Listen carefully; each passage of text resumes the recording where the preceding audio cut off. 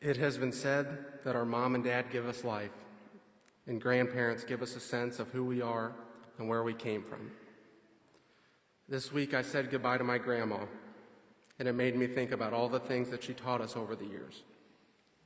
Be a hard worker, take care of the people you love, and you catch more flies with sugar. When she would tell us this, Ryan would say, "Do you mean sugar in the gas tank?" No matter how different my generation was, she never stopped teaching us by example, and she dedicated her life to taking care of all the people she loved so much. She made us all proud of who we are, and she made us all proud that we came from her. Anna Jeanne was raised in the simpler times of the 1930s, and her life revolved around the farm, her family, and her faith. She was taught to work hard, love life, and never complain. No, she was not a complainer. She spent most of her childhood without indoor plumbing. She walked 3 miles to school and back, and she was expected to milk cows twice a day, among other chores. Her childhood was not that easy compared to today's standards, but I never once heard her say she would have had it any different. At 19 years old, she met Andrew at the Frogtown dance. And even though her parents didn't like the match at first, they eventually came around and let her marry one of the wild Kampwerth boys that lived on Iberg Road. God blessed them with 6 children, and as the years went by and the boys got older, she could spend less time doing the farm work and more time refining her amazing cooking skills. The apple pie and power cookies were amongst the most popular, which she served a la mode at the end of every meal. Her famous refrigerator pickles helped put the St. Rose picnic on the map, and I think most people ate them as a side rather than a condiment.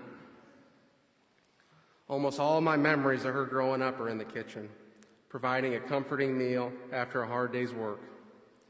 I can remember Grandma was always the last one to sit down at the table in her seat closest to the stove. She just had to make sure water glasses were filled, the strawberry jam was on the table, and our supper was perfect.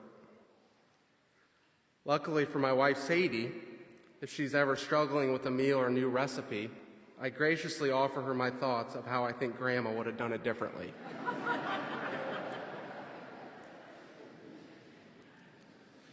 For someone who grew up in a small town, she was well-traveled. Much to Grandpa's displeasure, some of the kids moved away and to all different parts of the country. Unlike Grandpa, she loved to travel, and while most people choose to vacation at the beach or a big city, she only wanted to travel to see her family. She hiked the trails around Crater Lake and saw the beauty of the Pacific Northwest with Ron's family. With Steve and Michelle, she visited the Deep South and the gorgeous hill country of Alabama.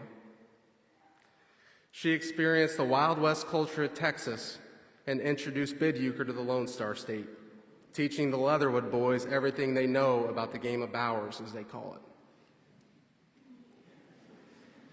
Yes, Grandma was a sneaky good card player.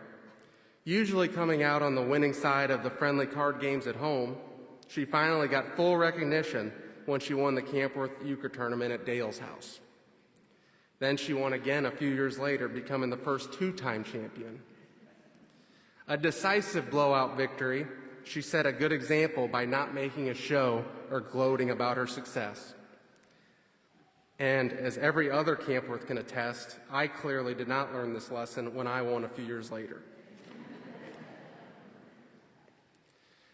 After Grandpa passed and she had a little more time on her hands, she volunteered at the golf course. Even though she knew nothing about golf and never mixed a cocktail, she was the best bartender that we could have asked for. She ran a tight ship and worked 7 days a week. She washed range balls by hand, filled carts up with gas, and washed the windows daily. The whole time, just happy to be helping family and getting to meet so many new people every day. She connected with everyone and could usually tell you how we were related by breaking out the family tree. She was not afraid to speak her mind, something one salesman found out when he tried to put in gambling machines with scantily clad ladies on them. I remember at times she decided to try one of the new Smirnoff Ice wine coolers, and after about 3 sips, it took effect. She then told me, a 15-year-old at the time, that I would need to finish it so it didn't go to waste. Of course, I agreed. When she retired, Mom had to figure out who would be taking over the free dessert and potato salad department that so many patrons became used to.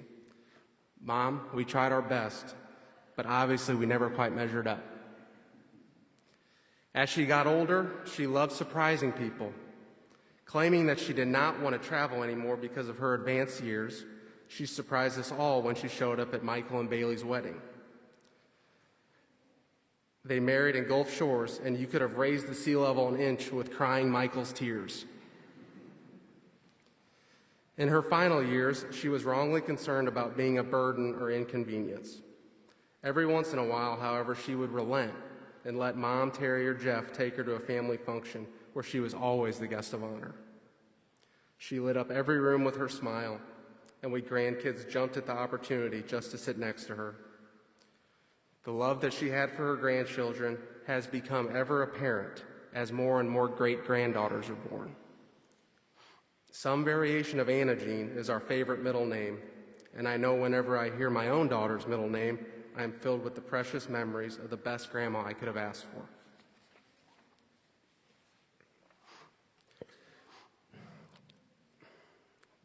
Grandma, you impacted all of our lives in so many ways. And even though you are gone, your legacy will continue.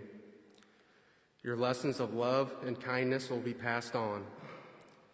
We will miss you every day, but we will take comfort knowing that you are holding your mom and dad's hand again. We will be at ease knowing you get to visit with your brother and your sisters. And we will smile knowing that you can again play six-handed with Terry and Grandpa as your partners.